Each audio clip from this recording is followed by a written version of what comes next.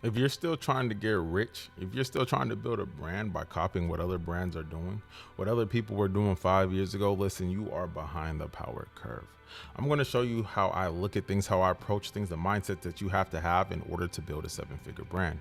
Now, I'm going to base this off of the things that I have learned in building my own company.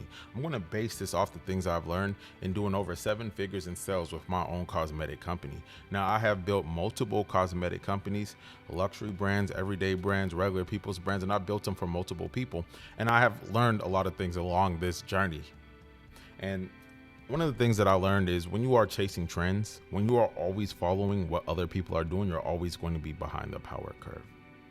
When you look at products that others are selling and you say, I should sell this too, when we get that shiny object syndrome, that's what's going to hold you back. What I want you to start doing, and I want you to start considering, is how we look at our brand, what we look at, what we want to sell. Everybody knows the direction that they want to go for the most part, right? You know, if you rather do skin or hair, you know, if you're looking to do body products or candles or colognes or whatever, we know the direction that we want to go. But what we usually don't do is have a strategy and a path to follow to get to that end goal. Now, one thing that my uncle told me, and it stuck to me to this very day, is those who are innovating, those who are always on the cuff to change, those who spend time trying to take their ideas and turn it into products, those are the ones who succeed. Those are the ones who make the most amount of money. Those who are always copying on a trend or holding on or trying to do what another brand does or what someone else does, they tend to be left behind. And the reason why, and the reason that this happens, is because trends come and go. Think about it. For a moment, everybody was selling beard oils. Every rapper, every artist, every company was selling a beard oil.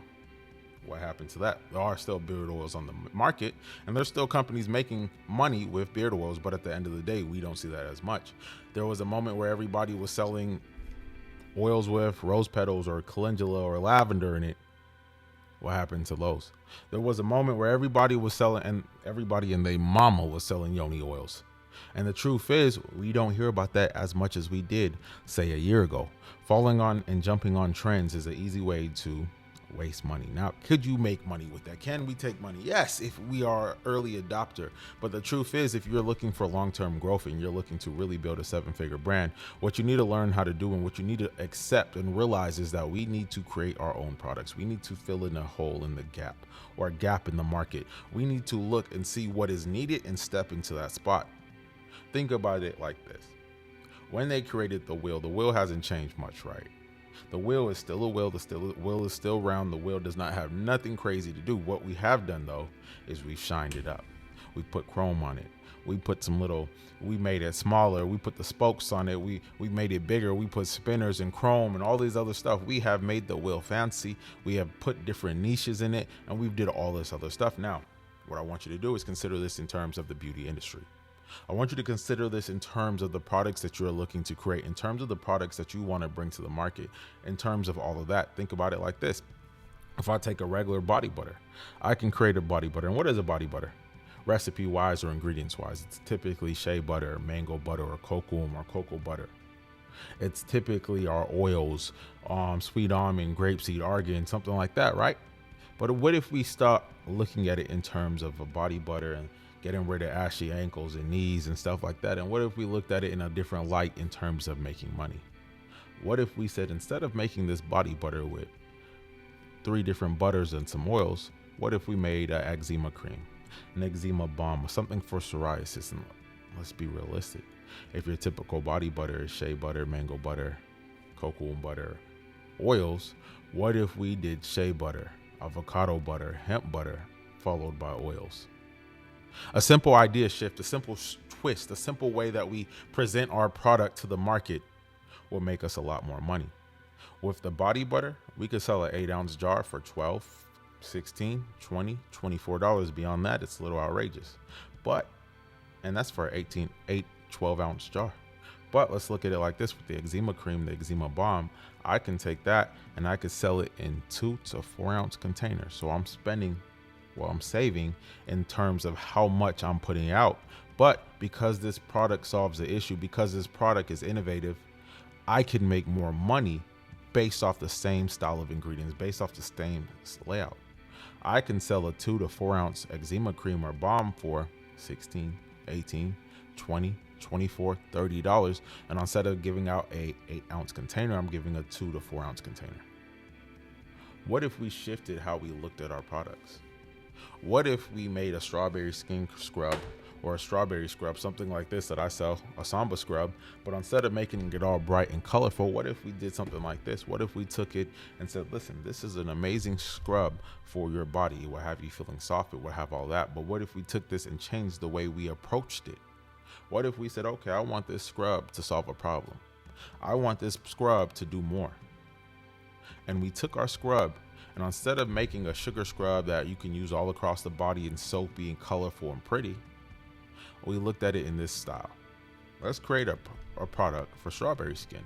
Now, for those of you guys who don't know what strawberry skin is, and most of you ladies, you guys will understand this. When you shave your legs and your legs are nice and smooth, those little black dots all up and down your legs.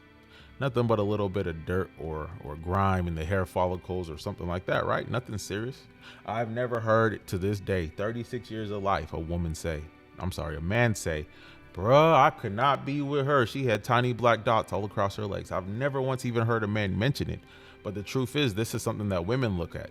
The truth is, this is something that you guys are self-conscious about. The truth is, this is something that you guys want a product to solve. So if we didn't bring a scrub to the market, a sugar scrub that is all bright, colorful for Instagram and TikTok, but we brought a scrub that solves the issue. We brought a scrub that people can use to clear up something they're self-conscious about. Now, what would we do? Instead of doing sugar, we did coarse sea salt. Instead of a soap base, we use powdered apple cider vinegar, powdered baking soda. What happens when they're using this in the shower and the water gets on the scrub? It starts to foam as this apple cider vinegar and the baking soda activate, and the salt, where the coarse sea salt exfoliates the skin. The foaming from the baking soda and the vinegar go ahead and brings out the dirt and the stuff out of the follicles, and all of a sudden we have a product for strawberry skin. Instead of making a lip balm or a lip gloss, what if we brought up to market something for smokers' lips? Something to bring lips back to their natural, healthy color.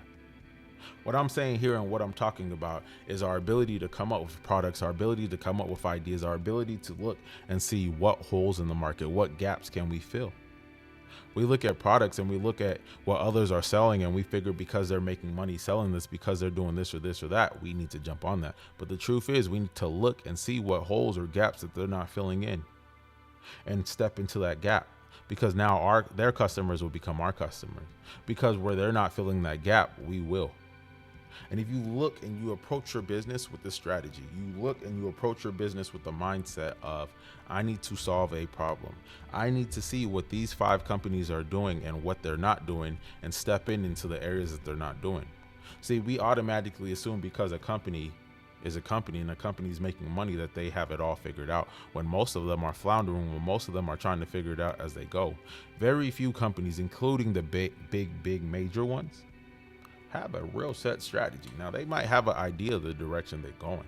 They might test different ads. They might test different stuff, but a real strategy, that's usually lacking, because most times we're building it as we go. But if we look at our products and say, okay, what pain point can I target? When I target this pain point, who is my audience? All right, I know the problem and I know who has it. How do I present this to them in a way that they understand? How do I say, listen, and let's just take my product. I have an ingrown hair product that I've been selling for years, my top seller. What if I took this ingrown hair product that I made for men and I positioned it for women? Ladies, how many times have you been in a room with somebody that you liked, that you truly liked, and you were nervous to pull down your bikini, let's call it bikini, because you were self-conscious about a painful ingrown hair? You didn't want somebody to misidentify. You didn't want somebody to look at it and say, ew, what she got going on? What if every time you went to the beach or the next time you went to the photo shoot, people could see the ingrown hairs along your bikini line? Let's not even go that far. Let's look at the bumps and say how much they hurt.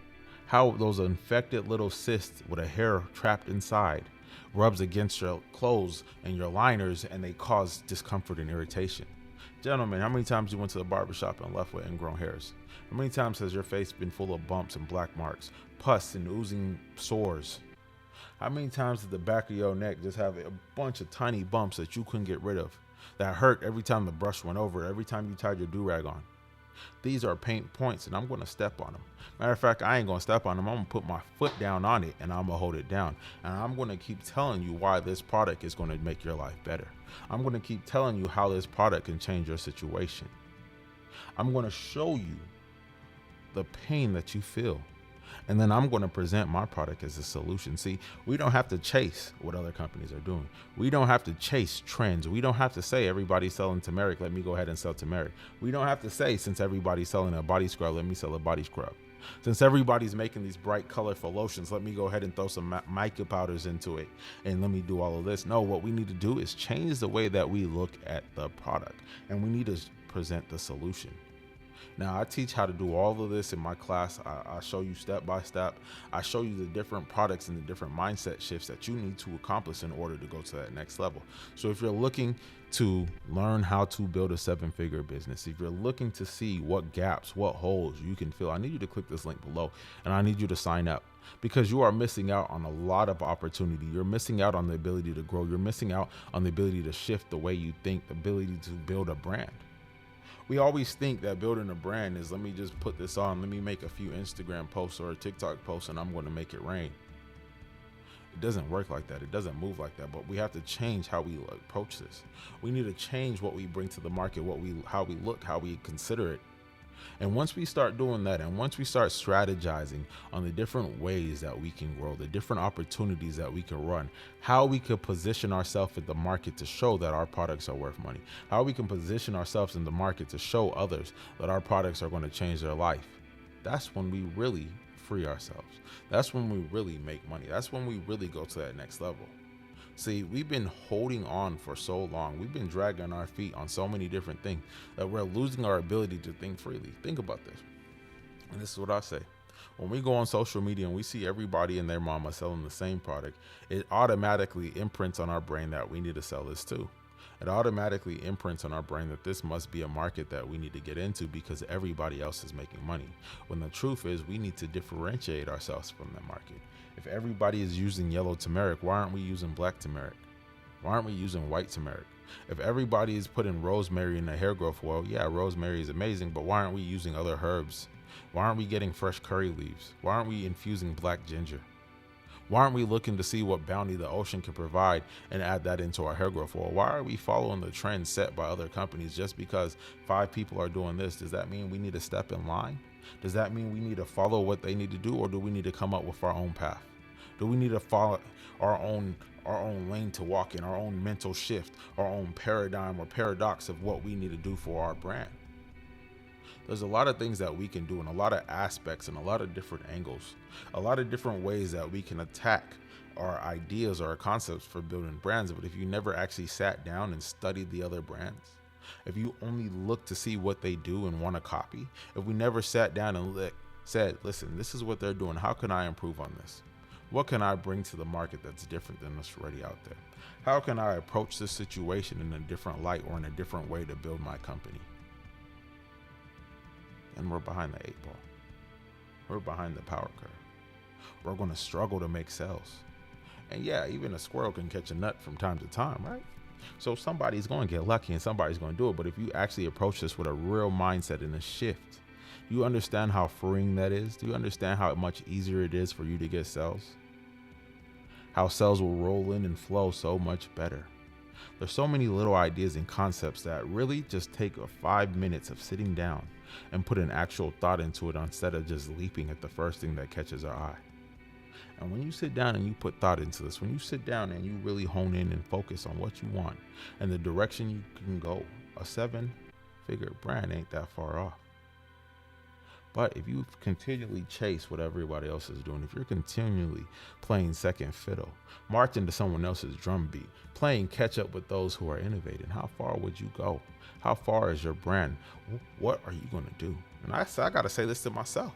When I look at a website that I'm going to create, when I look at a product I'm going to do I copy what everyone else is doing, or do I put my own stank on it? Do I throw my own flair in it?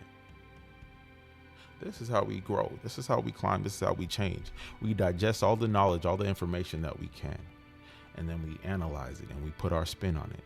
And when we put our spin on it, we shoot it back out to the world and watch us grow.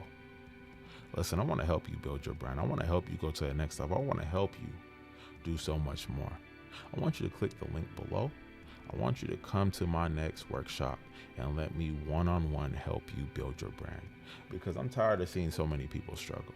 I'm tired of seeing so many people not know what direction to go. I'm tired of seeing so many people lost when we can have a brand up and running, when we could be making money from our kitchen table, when we could be doing so much more, but instead we're too busy dragging our feet, too busy watching others, chasing the pack when we need to be leading it. So listen, I look forward to working with you. I look forward to jumping on a one-on-one call and helping you build this company, to making sure that you're not overwhelmed.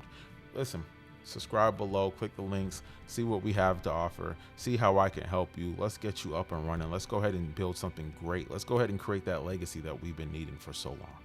I'll talk to you soon.